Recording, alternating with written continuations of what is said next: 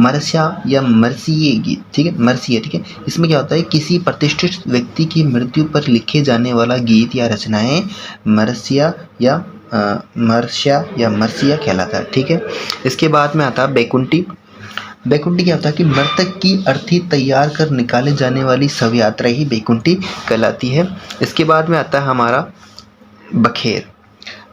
अर्थी पर फेंके जाने वाले पैसे क्या होते हैं, बखेर। और इसके बाद में आता है बद्दर। मृतक के पारिवारिक सदस्यों द्वारा दाढ़ी, मूंछ व बाल कटवाकर शोक व्यक्त करना ही बद्दर कहलाता है। और इसके बाद में आता है बाहर घालना। बाहर घालना क्या होती है, पारिवारिक सदस्यों द्वारा मृत्यु के पश्चात रुदन करना या रोना ही बाहर घालना कहलाता है।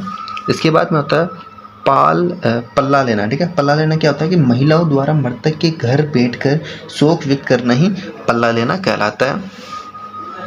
इसके बाद में आता है कि अधेटा, मतलब बीज का बासा। जिस अधेटा को क्या बोलते हैं, बीज का बासा।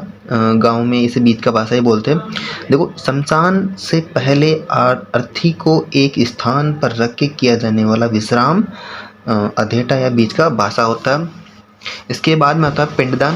पिंडदान क्या होता है, अधेटा की रस्म के पश्चात मृतक का पिंडदान किया जाता है। इसके बाद में होता है कांदिया। तो अर्थी को कंधा देना ही कांदिया कहलाता है। इसके बाद में होता है ढंढोत। पारिवारिक सदस्यों द्वारा अर्थी को प्रणाम करना ही दंडोत कहलाता है। इसके बाद में आता है लांपा। ज्येष्ठ पुत्र द्वारा शव को दिया जाने वाला मुखाग्नि क्या होती है, ज्येष्ठ पुत्र द्वारा शव को दी जाने वाली मुखाग्नि ही लांपा कहलाती है। फिर आता है कपाल क्रिया। देखो, शव को जलाते समय सिर पर घी डालकर कपाल क्रिया की रस्म की जाती है। और इसके बाद में आता है सात्रवाड़ा। ठीक है, सात्रवाड़ा क्या होता है, अंतिम संस्कार के बाद शव यात्रा में शामिल लोगों द्वारा सामूहिक स्नान करके मृतक के पारिवारिक सदस्यों को सांत्वना देना ही सांतरवाड़ा कहलाता है। सांतरवाड़ा क्या होता है कि अंतिम संस्कार के बाद जब शव यात्रा में शामिल लोगों द्वारा सामूहिक स्नान किया जाता है और मृतक के पारिवारिक सदस्यों को सांत्वना देना ही सांतरवाड़ा कहलाता है। इसके बाद में होता है पानीवाड़ा। गांव के बाहर तालाब आदि स्नान पर बैठकर मृतक के पारिवारिक सदस्यों को दी जाने वाली सांत्वना ही पानीवाड़ा होती है। मोकाण क्या होता है, सगे संबंधी द्वारा मृतक के घर बैठकर दी जाने वाली सांत्वना ही मोकाण कहलाती है। इसके बाद में आता है फूल चुनना। मृत्यु के तीसरे दिन मृतक की अस्थि एकत्रित करना ही फूल चुनना होती है। पथवारी पूजन क्या होती है, अस्थियों को प्रवाहित करने के लिए जाते समय पथवारी पूजन किया जाता है। पथवारी माता को तीर्थ यात्रा की देवी भी कहते हैं। नारायण बलि। देखो, मृतक की आत्मा की मोक्ष हेतु गरुड़ पुराण वाचन किया जाता है। गंगा प्रसादी या डांगड़ी की रात। ठीक है, ये क्या डांगड़ी की रात क्या होती है कि मृत्यु की 11वीं रात को किया जाने वाला हरि कीर्तन या जागरण ही गंगा प्रसादी होती है। इसके बाद में होता है मोसर, जिसे हम नुक्ता बोलते हैं, काज, खर्च या बारवा बोलते हैं।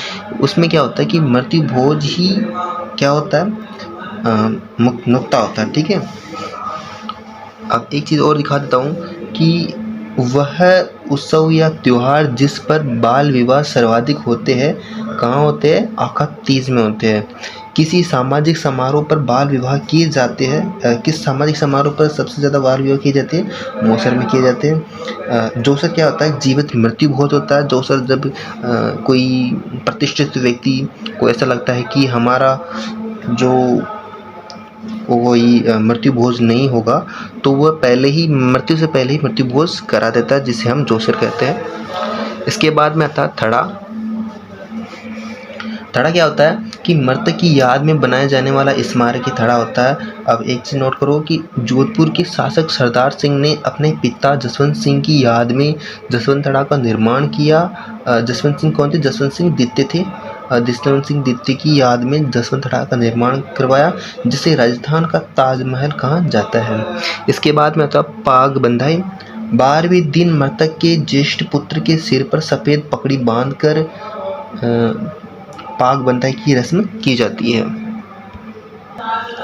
इसके बाद में है दौवणिया। दौवणिया क्या होता है कि 12वें दिन की जाने वाली शोक मुक्ति की रस्म ही दौवणिया कहलाती है। ओक क्या होती है, किसी त्योहार या उत्सव विशेष पर दुर्घटना या मृत्यु होने पर उस त्योहार या उत्सव को नहीं मनाना ओक कहलाता है।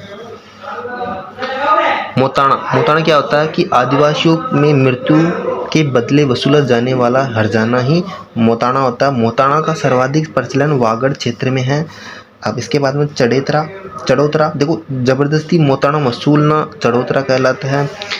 इसके बाद में होता है लकाई या कंधाई। देखो आदिवासियों में प्रचलित मृत्यु भोज की रस्में ही लोकाई या कंधाई कहलाती है। इसके बाद में होता है धारी संस्कार। सहरिया जनजाति में प्रचलित मृत्यु से संबंधित एक रस्म होती है। इसमें ये होता है कि क्या बनेगा अगले जन्म में, मतलब अगले जन्म में धारी संस्कार में क्या होता है कि कोई जिससे कोई बर्तन में किसी चींटी को किसी को भी इसे रख दिया जाता है, सिर्फ रेत फैलाई जाती है और इसके बाद में इसे देखा जाता है कि धारी देखी जाती है जिससे चींटी किधर किधर से जा रही है, तो उस धारी से पता लगाया जाता है कि जो मृतक जो है वो अगले जन्म में क्या बनेगा। ठीक है, चिड़ी बनेगा या फिर शेर बनेगा, भालू बनेगा, गाय बनेगा। इस तरह का संस्कार क्या होता है, उससे पहले पता लगाया जाता है कि अगले जन्म में वो क्या बनेगा। ठीक है, वो होता है धारी संस्कार में होता है। इसके बाद में हुर्रे क्या होता है कि गरासिया जनजाति में मृतक की याद में बनाए जाने वाला स्मारक ही हुर्रे होता है। इसके बाद में चिरा बावासी। भील जनजाति में मृतक की याद में बनाए जाने वाला स्मारक ही चिरा बावासी होती है। अब हम अगली वीडियो में अन्य सामाजिक रस्में पढ़ेंगे जिसमें हम सारी रस्में पढ़ लेंगे। तो आई होप आपको ये वीडियो अच्छा लगा है। सो यदि आपको ये वीडियो मेरी नोट्स अच्छे लगे हैं तो वीडियो को लाइक एंड सब्सक्राइब कीजिएगा। Thank you for watching video. Take and bye.